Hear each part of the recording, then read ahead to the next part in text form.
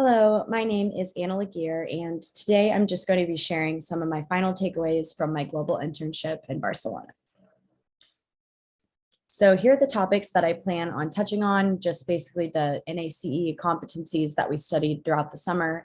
And I just want to share what I learned about these concepts and how I plan to use this knowledge in my future career. So to start, we have career and self-development and communication. So my key takeaways regarding career and self-development include goal setting and self-advocacy. So goal setting, I really realized, is almost essential in maximizing your experience at work. It really helps me keep my priorities straight and just know, like, I want to complete this, this, and this by the time that I'm finished with my job here. And that really helped me stay focused and just it made the experience rewarding to know that I had fulfilled goals that I wanted to fulfill. So yes, I think goal setting in my future career will be very important, and just short-term and long-term goals can really help me succeed. And then in the more self-development category is self-advocacy, which I learned that self-advocacy can really transform your attitudes towards your work, your coworkers, your supervisor, just being open with your supervisors and letting them know when the work is too much, when it's not enough, when you're struggling or not feeling comfortable in the workspace. It's really important to just have that open communication, and that can honestly just make your work experience 10 times better. And that's something that I had struggled with in the past. So I really hope to continue using those self-advocacy skills as I move on in my career.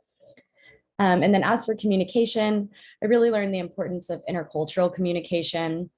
And I think it was a really valuable time for me to grow and learn in my communication skills, just with having to adapt a little bit the way that I communicate and picking up on the way that Spanish people communicate differently.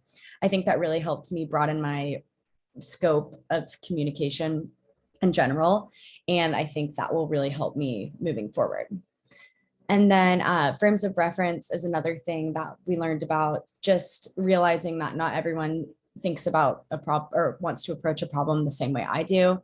And I really learned to just look at somebody else's point of view and use that as more of a learning tool for me, rather than just thinking like I'm right and this person isn't. So that was very helpful. Next, we have critical thinking.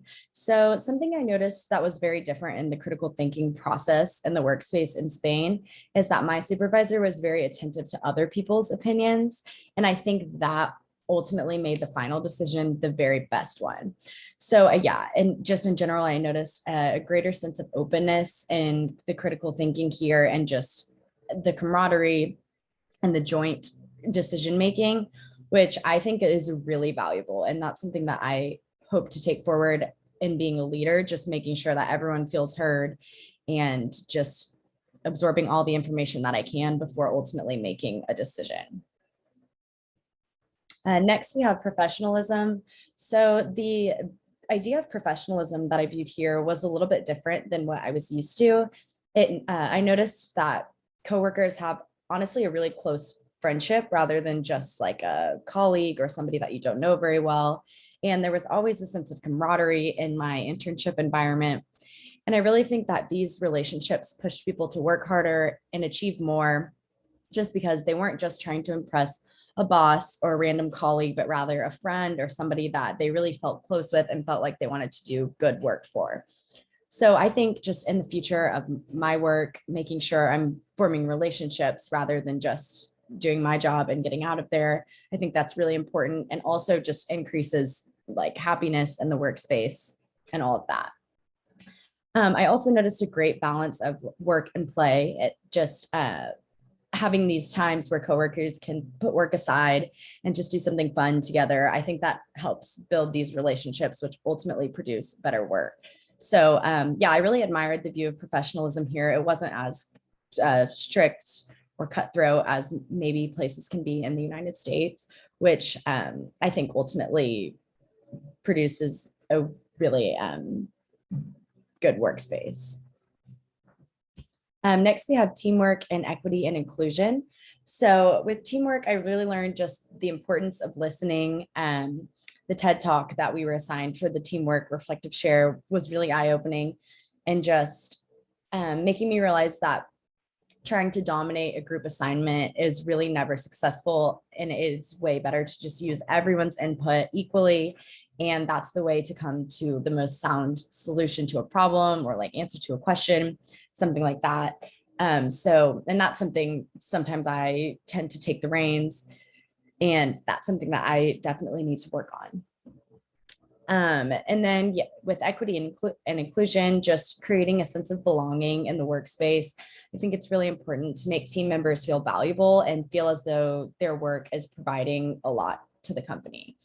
And then avoiding bias. I noticed my supervisor did a great job of this at my internship, just making an active effort to ensure that all team members feel heard and don't feel that they have anyone has any sort of leg up in any situation. And I think that's really important in any workspace, just that everyone feels equal.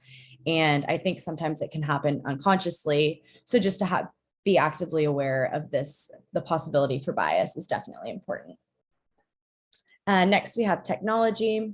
So technology, I've learned it's key to an efficient workspace, and it really couldn't function the same without it. However, it does seem a little difficult to draw boundaries with technology, just emailing after hours, messaging after hours. So that can kind of come back to the self-advocacy topic, just for me to focus on being open with the supervisor and saying, I am done with my work hours now, and I will look at this in the morning, and just something like that. So as technology evolves, this is just a problem that will arise in the workspace, and I will now definitely be aware of. And then lastly, we have just leadership skills. So these are some leadership skills that I observed that I think are really important, and that I hope to maintain in any leadership positions that I might hold. So just being authoritative without being bossy or condescending. I think being able to command respect without having people dislike you or feel as though you're being rude is definitely really important. Listening, as I spoke about with teamwork, I don't think it's possible to be a leader without listening to the opinions of everyone else. So I think that's really important, and that's definitely something I witnessed at my internship. And then as a leader, I think it's important to set attainable and realistic goals for just for colleagues and workers.